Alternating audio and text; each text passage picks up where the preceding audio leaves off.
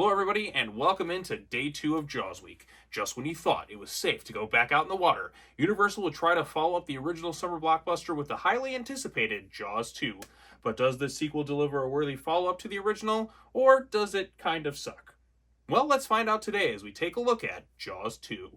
Jaws 2 has a very difficult job, following up what was at one point the highest grossing movie of all time, a film that changed movies forever and was universally acclaimed by both critics and audiences. It was an absolute phenomenon. There's an enormous amount of pressure to deliver something worthwhile, but doing a sequel to Jaws isn't an easy task as that film's storyline had wrapped itself up pretty perfectly.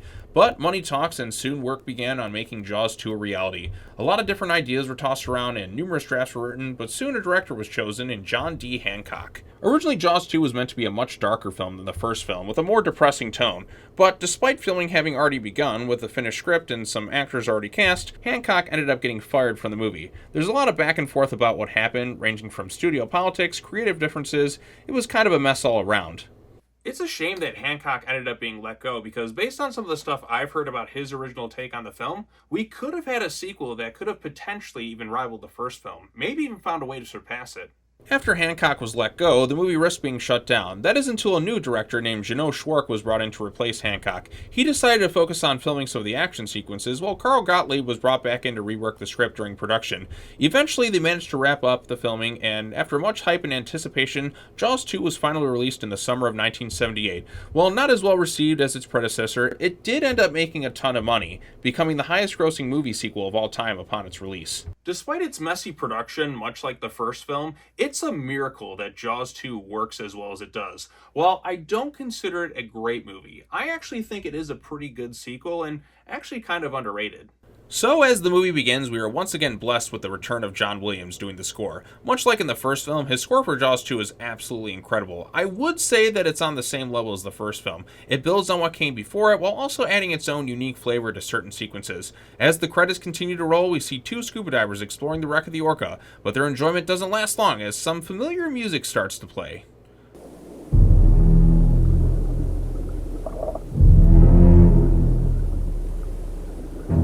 Can't you hear the music? That's a 4/4 string ostinato in D minor. Every sailor knows it means death. Both divers end up getting killed by the shark, while one of them managed to snap a photo with an underwater camera in the process. Remember that for later on. From here on out, we are reintroduced to Chief Brody, once again played by Roy Scheider. For a guy who really don't want to make this movie, you legit can't tell because Scheider gives a phenomenal performance here. I'd argue his performance in Jaws 2 is even better than his performance in Jaws 1, and his performance there was pretty damn great. Granted, he's able to shine more this time around because nobody else in this movie is quite on this level. We don't have a Richard Dreyfuss or a Robert Shaw that are able to play off him this time around. In terms of the other characters this time around, we have of course Chief Brody, but there's also his wife Ellen, who now works for this new character known as Len Peterson, a real estate developer trying to bring business back into the town after the shark incident from a few years ago. He works closely with the returning Murray Hamilton back as Larry Vaughn, who is somehow still the mayor despite endangering the lives of so many people in the first movie. Now, you might be wondering, how on earth did this man get reelected despite what happened in the first movie? And my rebuttal to that statement is, never underestimate the power of a man who wears anchor vest blazers. During the scene, it also begins the introduction to the other group of characters we will be following in this movie. Smells like teenagers. That's right, the teenagers. There's Andy, Mike, Larry Vaughn Jr., Timmy, Brooke, Jackie, Paul, Bob, Keith, Douglas, Marge, Eddie, Tina. And Gandalf the Grey, and Gandalf the White, and Monty Python and the Holy Grail's Black Knight. Yeah, this is my biggest problem with the film, the teenage characters. There's just way too many of them. Had they cut the number of them in half, probably would have been okay, or if you're going to have this many, have the shark eat most of them so that way we can get some cool kills in the process. The teenagers in this make it feel like some sort of 80s slasher movie, which can make for a bit of fun. Some stand out a little bit more than others, but they can't hold a candle to the amazing trio we had hunting the shark in the first movie. Speaking of the shark, let's talk about that aspect of the film. Jaws 2 takes a bit of a different approach to the shark, in that unlike the first movie, the film decided to show the shark early and a lot more often. Out of all the sharks in the Jaws series, the shark in Jaws 2 is probably my favorite. The first big action sequence we see the shark in involves it attacking a water skier in a boat. This whole sequence is insane and does make me kind of laugh because at one point when Jaws attacks the boat, the lady fighting for survival accidentally starts pouring gasoline on herself and fires a flare gun as her only means of defense, which causes the whole thing to fucking explode. It also causes a lot of damage to the shark and gives it this really cool look to it. I always like to call him Two-Face as a kid because he kind of reminds me of the Batman villain. After the shark attacks the water skiers, as well as the stuff with the missing divers, Brody begins to grow suspicious about another shark causing these problems. This is where we really start to dive into what I think really helps to elevate Jaws 2 above just being an average movie sequel, and that's the stuff with Chief Brody. This time around, Brody is much more paranoid with some PTSD, which makes a lot of sense. He went through absolute hell in the first movie and doesn't want a repeat of what happened before. Last time he failed to act when he should have, and a lot of people died as a result. He had to look this woman in the face, the mother of a dead child, knowing he should have and could have done something to close those beaches, but he didn't. I like to think that even though Alex is never mentioned in this movie, when the stuff starts going wrong, it's that first thing that goes to his mind, and he isn't going to let the same thing happen again. After another scene where a killer whale washes up on shore and is shown to have a massive bite on it, he also learns that sharks are attracted to sound. Keep that in mind for later on in the movie. Between the missing divers, boating accident, and now this dead killer whale, that's all the proof Brody needs in his eyes to believe that there's a strong chance that another shark is out there causing these problems. So he brings his case to Mayor Vaughn about them maybe having another shark problem, and once again, this guy brushes off Brody's claims and doesn't want to hear it.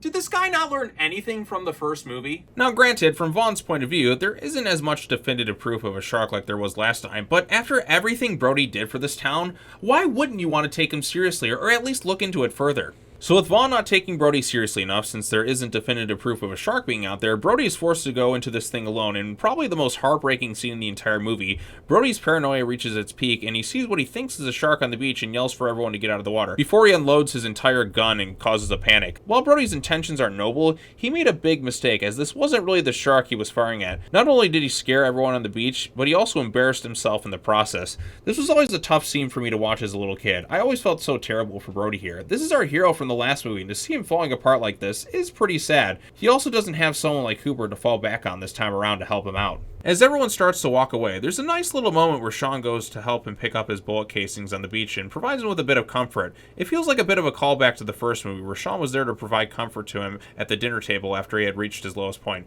Scheider's acting here is also quite good. The facial expression he gives here sells a lot of emotion. You can feel his sadness and remorse for what happened, but also his love and appreciation for his son.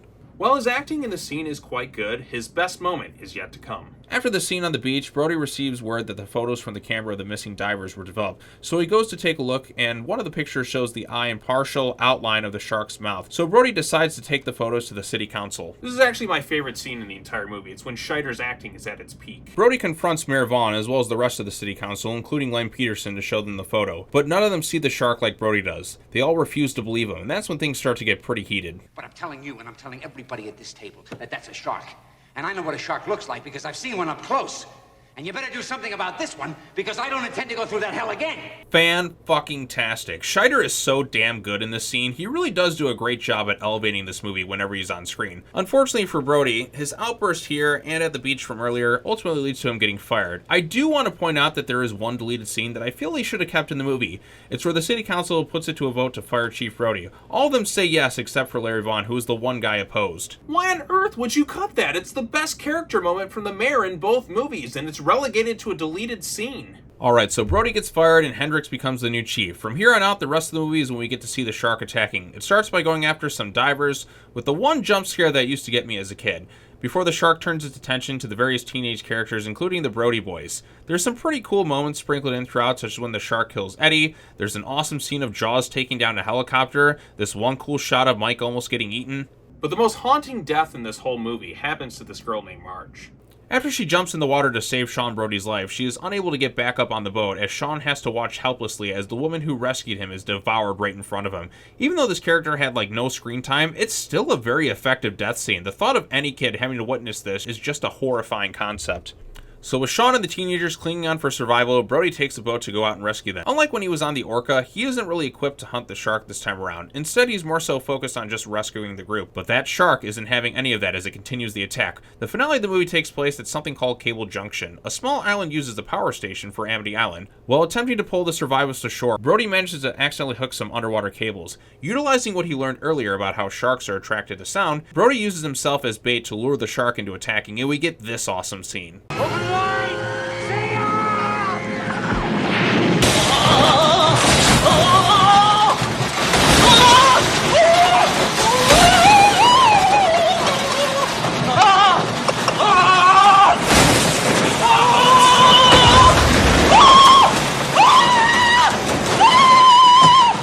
Okay, in all seriousness though, this is a pretty awesome death scene for the shark. It was also carefully set up earlier on in the film in an organic way. First, when they showed Hendrix accidentally dragging a power line out of the ocean, and also when Brody learned about how sharks are attracted to sound. So this doesn't feel like a completely out of nowhere death scene. It all makes sense. The scene also does a good job showing Brody's quick thinking and intelligence, as he knows that since the shark is attracted to sound, it will attack him if he makes enough noise in the water. He also knows that since he's in a rubber raft, that it should help provide some protection from the electricity.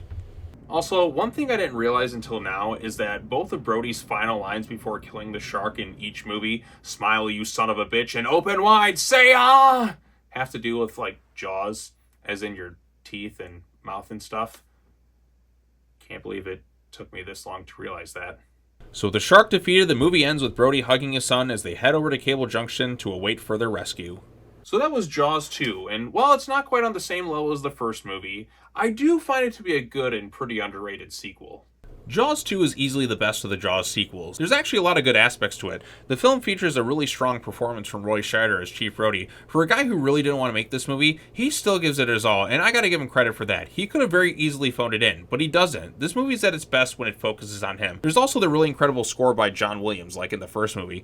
I also felt that Jeannot Schwartz does a pretty good job filming a lot of the action sequences. I like that he doesn't just try to copy Spielberg's approach. We actually do see a lot more of the shark, and there's a lot of really awesome ways they film the shark throughout the movie. Plus, the shark has a really cool design to it. The big problem with Jaws 2 lies more so in its characters. Now, while the stuff with Chief Brody is great, and I do enjoy characters like Hendrix and of course Mayor Vaughn, the stuff with the teenagers leaves a lot to be desired. They aren't like super annoying, but they're also not super interesting either. And given that there are so many of them, they aren't fleshed out very well. If they had cut down the number of them in half, or perhaps even had the shark eat most of them, that might have helped things. But even if they did, it would still feel like such a downgrade compared to what we got with Quint, Hooper, and Brody in the last movie. There's always going to be a part of me that thinks of the what-if scenarios when it comes to this movie. What if they actually went with Hancock's original and much darker version of the film? The only footage I can recall from that version of the movie that is still in the final cut is probably my favorite shot in the movie. It's this real eerie scene where everything goes quiet and we see the shark's fin emerge with Amity in the background. It does a great job setting the mood, and if that's an indicator of what the movie would have been like with Hancock directing, then sign me up for more of that, please. Now, this next part is just wish fulfillment, but part of me would have really liked if they somehow found a way to bring back Hooper in this movie. Imagine going into this and not knowing he was in the movie, only for Hooper to show up in the third act right after Brody gets fired and being the helping hand Brody needed at his lowest point. That would have been a big crowd cheering moment, and we would have gotten a lot more of that amazing Brody and Hooper dynamic that helped make the first movie so great. Sadly though, the most we get when it comes to Hooper is Ellen talking on the phone with him, where we don't even get to hear what he has to say, and we learn that he's off on some research vessel and will be out of range for months. Even to this day, that explanation always disappointed me because I would have loved to have seen more of Hooper. I guess originally there were some drafts of the Jaws 2 script that did bring back Richard Dreyfuss as Matt Hooper, but without Spielberg involved directing, he just wasn't interested. He was off doing Close Encounters and some other stuff, but it's such a big what-if thing to get more Hooper in Jaws 2. It's just one of the things I wish they could have found a way to make it work out. It would have helped to elevate the film. Despite all of these what-if scenarios and my own personal wish fulfillment for the sequel, the final version of Jaws 2 we got is still a pretty solid movie. It's got some effective sequences, great music, some cool shark stuff, and Roy fucking Scheider as the ultimate badass, Chief Brody. I liked it as a kid, and I still like it now. It's a good movie. Not a masterpiece like the first film, but still a solid film nevertheless. So that was my review on Jaws 2. What do you think of the movie? Let me know your thoughts in the comment section down below. Be sure to come back tomorrow as we continue onward with Jaws Week as we enter the third dimension of terror and talk about Jaws 3D. Ooh, 3D. Wow, look how cool it is. Yeah. Should be fun. But anyways, thanks so much for watching. Be sure to comment, like, and subscribe. And as always, take care now. Bye-bye then, and I will see you all in the next video. Peace out.